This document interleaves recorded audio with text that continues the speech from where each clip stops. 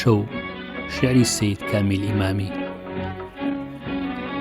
نوری ڕوخسارت وە دەرخە دەردی بێ دەرمانە شەو، زوڵمەتی زوڵفت لەسەر ڕووتە لە ڕۆژ میوانە شەو. دوێژ کورمەردانە من ڕێم بردە ناو زوڵفی ڕەشی، تا بزانن خەڵکی موڵکی دڵقەڵای مێردانە شەو. هەر لە مەغریب تا بەیانی بێوچان دێت و دەچێ، هەر لە دووی خورشیدی خاوەر وێڵ و سەرگەردانە شەو.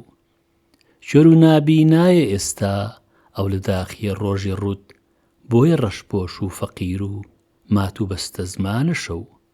قەدری شەو چا بگرە چاوم شەمع و پەروانە دەڵێن، سۆز و گریەی شەمع هەر شەو سووتنی پەروانە شەو.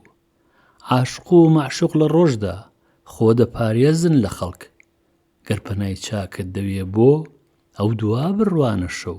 هەستە کامیل بەسێ بێداری بڕۆ لێی وەرکەوە، تا وڵات بێدەنگ و باسە و تا لە ڕۆژ میوانە شەو.